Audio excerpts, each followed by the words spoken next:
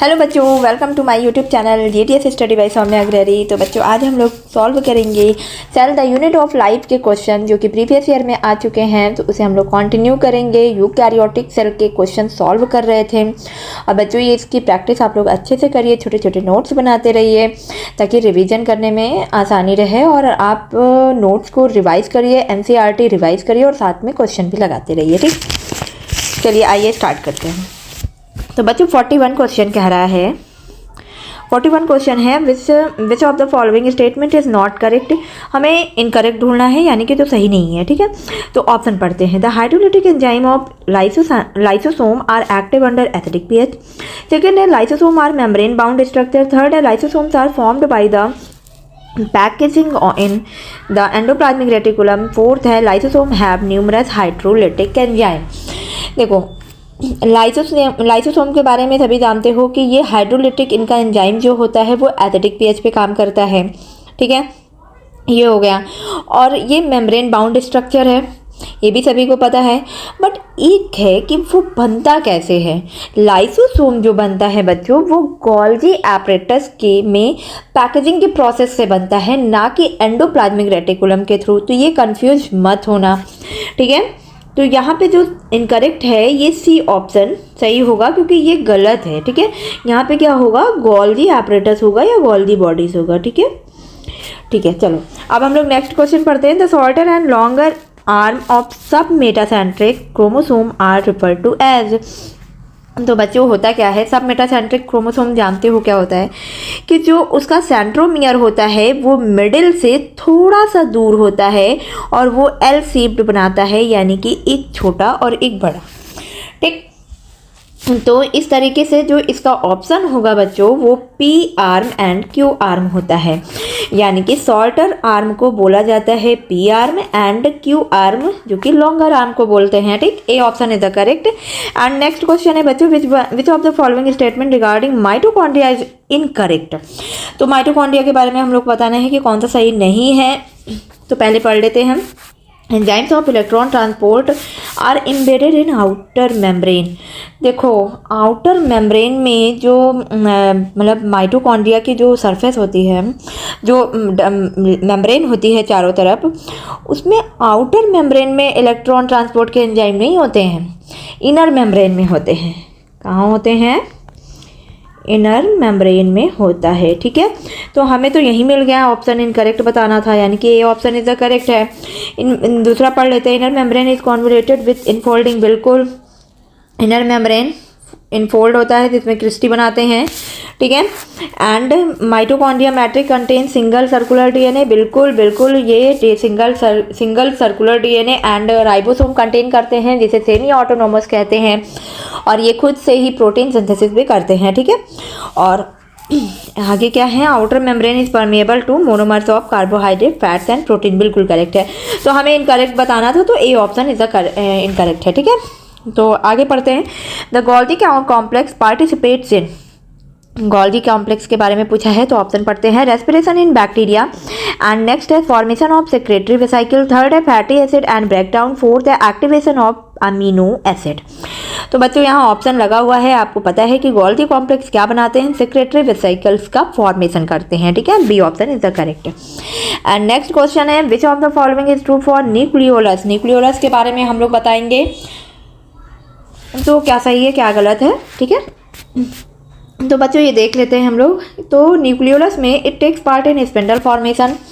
Spindle formation बिल्कुल correct है। Nucleolus जो है स्पिंडल फॉर्मेट करता है, में पार्ट लेता है, एंड मेम्ब्रेन बाउंड स्ट्रक्चर है। बिल्कुल, large nucleoli are present in dividing cells, ये भी करेक्ट है। नेक्स्ट है कि it is a site for active ribosomal RNA synthesis. Sorry, इसमें ट्रू पूछा है, गलत मैंने एक्सप्लेन कर दिया था। न्यूक्लियोलस जो है बच्चों, इसमें क्या होता है कि ये नेक्ड होगा।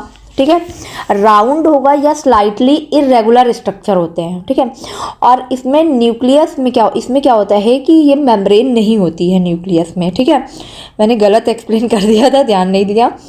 न्यूक्लियोलस जो होगा उसमें ये मेम्ब्रेन नहीं पाई जाती है। ठीक है, और इसके जो कंटेंट होते हैं वो डायरेक्ट किसके कांटेक्ट में रहते हैं, न्यूक्लियोप्लाज्म के, और ये एक्टिव किसके लिए होते हैं, आरआरएनए सिंथेसिस के लिए।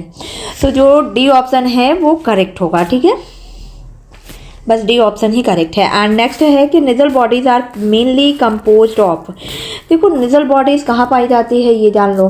निजल बॉडीज जो होती है वो सेल बॉडी ऑफ न्यूरॉन्स में पाई जाती है, तो इसे हम लोग नोट कर लेते हैं बच्चों, कहाँ, सेल बॉडी ऑफ न्यूरॉन्स में होता है, ठीक है, न्यूरॉन्स में होती है। एंड इसके जो ग्रैन्यूल्स होते हैं, इसके ग्रैन्यूल्स किसके बने होते हैं, रफ एंडोप्लाज्मिक रेटिकुलम के बने होते हैं। And composed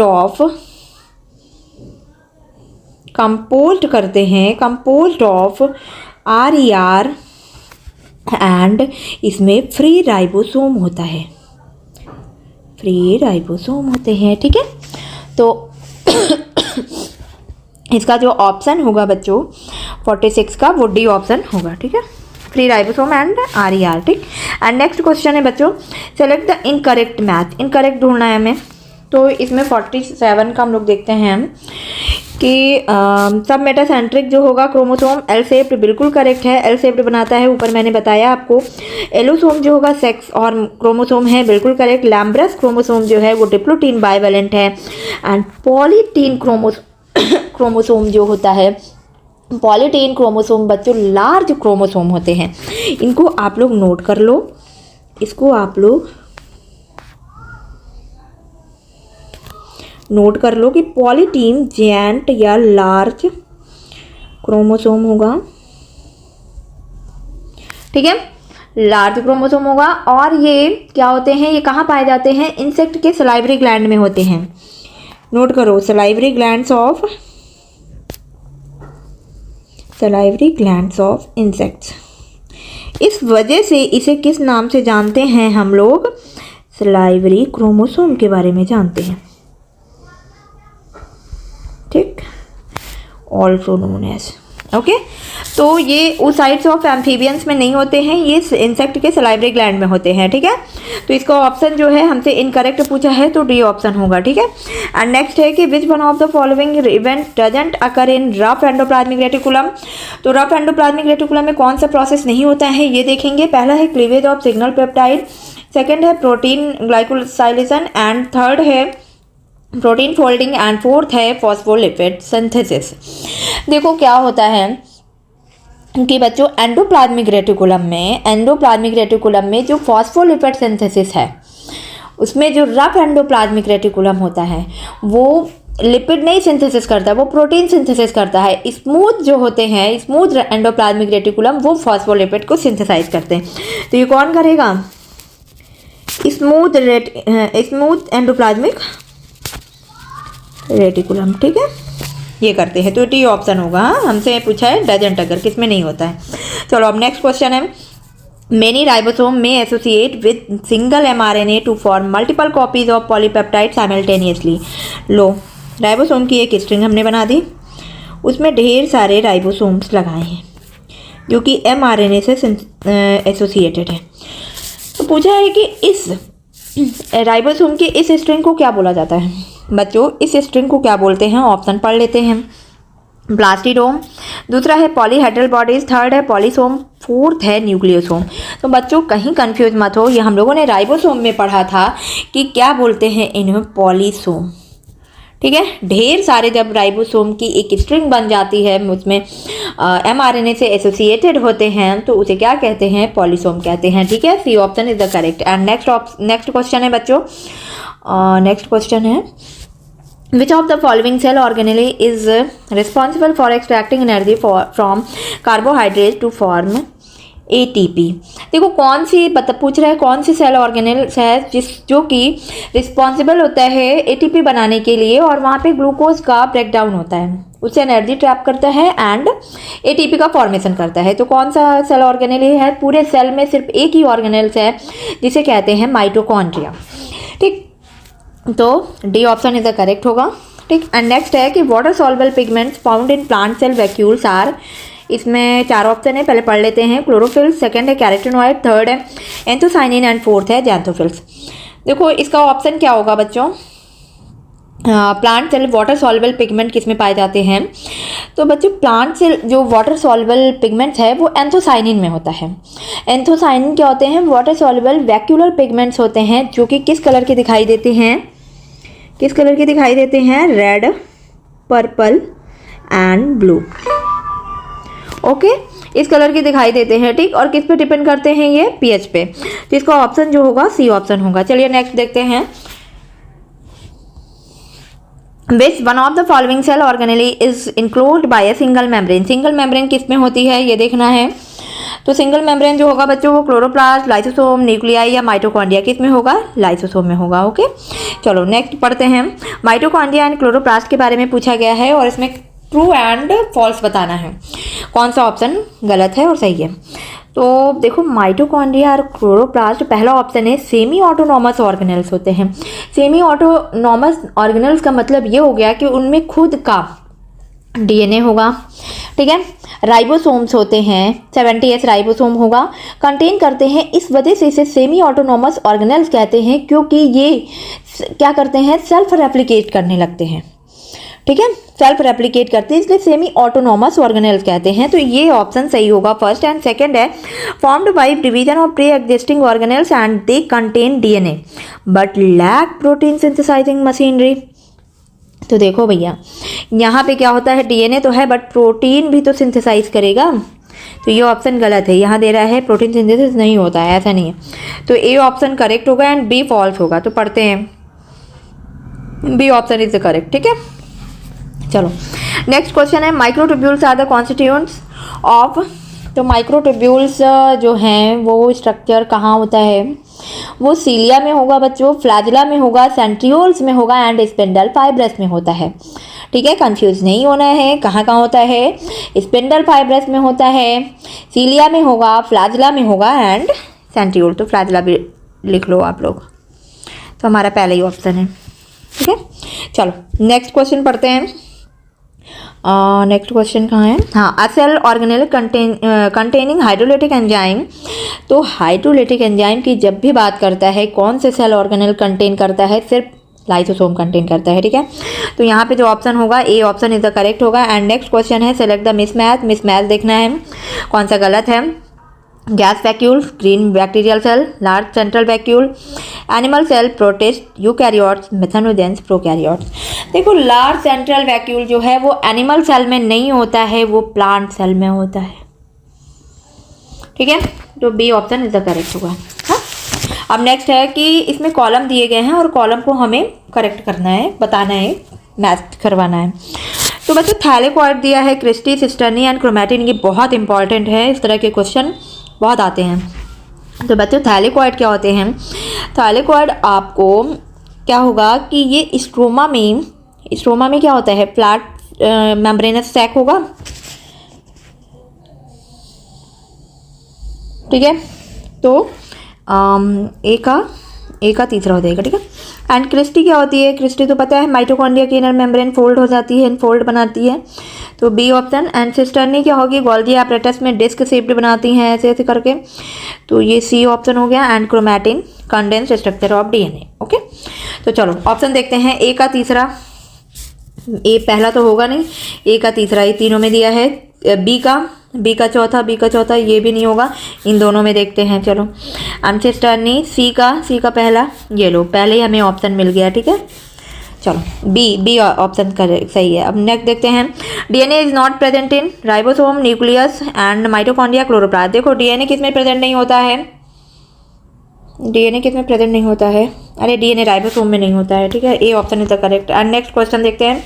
nuclear envelope in derivative of, बताओ न्यूक्लियर एनवेलप किसके डेरिवेटिव है? Membrane of Golgi complex, microtubule, rough endoplasmic reticulum या smooth endoplasmic reticulum? C rough endoplasmic reticulum, C option is the correct. And next है select the correct matching in the following pairs. तो हमें match करवाना है smooth endoplasmic reticulum, synthesis of lipids, rough endoplasmic reticulum, synthesis of glycogen, rough endoplasmic reticulum जो कि oxidation of fatty acid, and smooth endoplasmic reticulum oxidation of phospholipid. तो देखो बच्चों correct बताना है तो स्मूथ जो होगा, स्मूथ एंडोप्लाज्मिक रेटिकुलम जो होते हैं वो लिपिड या फॉस्फोलिपिड्स की सिंथेसिस करते हैं। ठीक, ए ऑप्शन इज द करेक्ट होगा। जबकि यहाँ क्या दिया है फोर्थ वाले ऑप्शन में, ऑक्सीडेशन हो रहा है, तो ऑक्सीडेशन वगैरह नहीं होता है। ठीक, क्या होता है, सिंथेसिस होती है। चलो ए ऑप्शन करेक्ट है। नेक्स्ट है identify the correct order of organization of genetic material from largest to smaller, बड़े से छोटे की तरफ जाना है। ये रिपीटेड क्वेश्चन है, मैंने पहले बताया है। तो पहले क्या होगा, जीनोम होगा, क्रोमोसोम होगा, जीन होगा एंड न्यूक्लियोटाइड होगा। B option is the correct. And next है which of the following are not membrane bound, किसमें मेम्ब्रेन बाउंड स्ट्रक्चर नहीं है, किसमें मेम्ब्रेन नहीं पाई जाती है। पहला है वैक्यूल्स है, राइबोसोम है, लाइसोसोम है एंड मीजोसोम है। बताओ इसका ऑप्शन क्या होगा, बी राइबोसोम, राइबोसोम में नहीं होता है। ठीक, चलो नेक्स्ट है cellular organelles with membranes are, तो मेम्ब्रेन्स किसमें किसमें होती हैं ये देखते हैं, nuclei, ribosome and mitochondria, ribosome में नहीं होता है तो ये ऑप्शन गलत है। नेक्स्ट है chromosome, ribosomes and endoplasmic reticulum, ribosome में नहीं होगा, ये भी गलत है।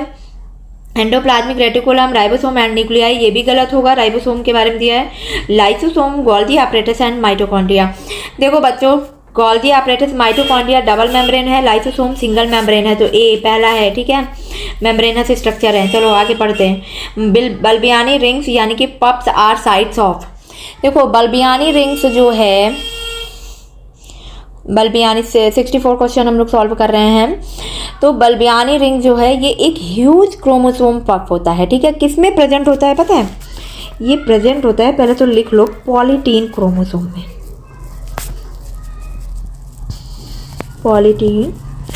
पॉलीटीन क्रोमोसोम में होता है, जो कि कहाँ होता है, इंसेक्ट के सलाइवरी ग्लैंड में। ठीक, इसमें एक क्या होता है कि लार्ज स्वेलिंग के फॉर्म में ये पाए जाते हैं। इस वजह से इस पफ को क्या बोलते हैं ना, बल्बियानी रिंग्स बोलते हैं। ठीक है, और इस रिंग में क्या होता है, डीएनए जो होता है वो ट्रांसक्रिप्ट कर, मतलब आरएनए और प्रोटीन सिंथेसिस का ट्रांसक्रिप्शन के लिए, मतलब डीएनए जो होते हैं अनकॉइल्ड होने लगते हैं। तो इसमें जो ऑप्शन होगा बच्चों वो आरएनए एंड प्रोटीन सिंथेसिस होगा, are the site of RNA and protein synthesis. चलो नेक्स्ट है, a protoplast is a cell, protoplast is a cell क्या होगा, प्रोटोप्लास्ट जो सेल, एक सेल है जो कि जिसमें सेल वॉल नहीं प्रेजेंट होती है। सेल वॉल प्रेजेंट नहीं होगी, ये किसमें हो सकते हैं, प्लांट में, बैक्टीरियल में या फंगल सेल में। ठीक है, इनकी में सेल वॉल जो होती है कंप्लीटली या पार्शियली रिमूव्ड होती है। ठीक, क्या होगा, सेल वॉल नहीं होता है। तो ऑप्शन क्या है, without plasma membrane, without nucleus, undergoing division and without cell wall, तो ये ऑप्शन सही है, D option is the correct. And next है, the solid linear cytoskeleton elements having a diameter of 6 nanometre and made up of a single type of monomers are known as, तो ये किसकी बात कर रहा है, माइक्रोट्यूब्यूल, माइक्रोफिलामेंट, इंटरमीडिएट फिलामेंट्स या laments. देखो ये बच्चों, ये माइक्रोफिलामेंट्स की बात कर रहा है, और माइक्रोफिलामेंट्स यानी कि एक्टिन फिलामेंट जो कि थिनेस्ट फिलामेंट्स होता है साइटोस्केलेटन में। ठीक है, किसमें, साइटोस्केलेटन में पाया जाएगा। ठीक, माइक्रोफिलामेंट्स। चलो एक्टिन फिलामेंट। ठीक, अब चलो नेक्स्ट क्वेश्चन है, the osmotic expansion of a cell kept in water is chiefly regulated by, अगर वाटर में सेल को रख दिया जाए तो वो ऑस्मोटिक एक्सपेंशन करने लगता है, इसकी वजह से वो किस वजह से रेगुलेट होता है, किसके थ्रू, किसके थ्रू होगा, वैक्यूल्स के थ्रू होता है। ठीक है, वैक्यूल्स क्या है, लार्ज एंड सिंगल ऑर्गेनेली होती है, क्योंकि सेल में आप देखोगे तो सबसे ज़्यादा जो स्पेस लेता है वो वैक्यूल्स ही लेता है। ठीक है, चलो वैक्यूल्स होगा। और हाँ, और बता देती हूँ, लिख लो कि वैक्यूल्स क्या क्या स्टोर करते हैं, स्टोर वाटर एंड मैक्रोमोलिक्यूल्स। अब बोलोगे मैक्रोमोलिक्यूल्स में क्या क्या आएगा, जैसे कि क्या क्या आएगा, आयंस, शुगर, प्रोटीन, ठीक है, कार्बोहाइड्रेट्स, एमिनो एसिड, कार्बोहाइड्रेट, ये सब आप लोग नोट कर सकते हो। ठीक है, चलो नेक्स्ट क्वेश्चन है, इसमें हमें कॉलम ए कॉलम सेकंड दिया है, मैच करवाना है। तो centriole, chlorophyll, cristae and ribozyme. बच्चों सेंट्रियोल क्या है, बेसल बॉडी ऑफ सीलिया या फ्लाजिला होगा, ए चौथा होगा। क्लोरोफिल थैलेकॉइड में, बिल्कुल B. And cristae infolding in mitochondria, C, ठीक है। चलो राइबोजाइम डी ऑप्शन होगा। बिल्कुल भी टाइम नहीं रहता है एग्जाम में, ठीक है, बहुत जल्दी जल्दी आप लोग को लगाने होते हैं क्वेश्चन, और इसलिए बहुत प्रैक्टिस करिए क्वेश्चन की। ओके, तो ए का चौथा होगा। तो ये ऑप्शन नहीं होगा, पहला और दूसरा होगा, ठीक है। चलो बी का क्या है, बी का दूसरा है, बी का दूसरा, यानी कि पहला ऑप्शन सही है, ठीक है, ये दे दिया। चलो नेक्स्ट क्वेश्चन देखते हैं कि which one of the following organelle in the figure correctly matches with its function. देखो बताना है कि इसके कौन से फंक्शन है फिगर को देखते हुए। चलो rough endoplasmic reticulum, formation of glycoproteins, दूसरा है Golgi apparatus protein synthesis, third है Golgi apparatus formation of glycoprotein lipids, and fourth है rough endoplasmic reticulum and protein synthesis. तो बच्चों इसका ऑप्शन क्या होगा, इसका ऑप्शन होगा रफ एंडोप्लाज्मिक रेटिकुलम, जो कि प्रोटीन को सिंथेसाइज करता है, ठीक है, D option is the correct. चलो अब नेक्स्ट पढ़ते हैं हम लोग। A major site for synthesis of lipid is, तो लिपिड का मेजर सिंथेसिस किस में होता है, सब लिपिड किस में बनता है, स्मूथ में, स्मूथ एंडोप्लाज्मिक रेटिकुलम। नेक्स्ट है the Golgi complex plays a major role बताना है गोल्गी कॉम्प्लेक्स का। चलो ऑप्शन पढ़ते हैं, trapping the light and transforming it into chemical energy, ठीक है, और फिर नेक्स्ट है in digesting protein and carbohydrate, फिर थर्ड है as energy transferring organelles, and fourth है in post translational modification of proteins and glycosidation of lipid. देखो fourth option correct होगा, क्योंकि लिपिड का इसमें और प्रोटीन का, लिपिड का ग्लाइकोसाइडेशन हो जाता है एंड प्रोटीन का मॉडिफिकेशन होता है इन पोस्ट ट्रांसलेशनल में। ओके, तो इसका क्या ऑप्शन होगा, 71 का D option is the correct होगा। एंड नेक्स्ट क्वेश्चन है which one of the following lipid types of plastid doesn't contain stored food material. तो फूड मटेरियल कौन नहीं कंटेन करता है ये बताना है। तो देखो बच्चों, एमाइलोप्लास्ट है, क्रोमोप्लास्ट है, एलायोप्लास्ट एंड एल्यूरोप्लास्ट। तो आप इतना जान लो कि क्रोमोप्लास्ट जो होता है, क्रोमोप्लास्ट जो है बच्चों 72 का हम लोग सॉल्व कर रहे हैं ना, कलर्ड प्लास्टिड होता है, जो कि क्या करते हैं, कलर्ड, आप लोग नोट कर लो, कलर्ड प्लास्टिड्स हैं जो कि क्या करते हैं, स्टोर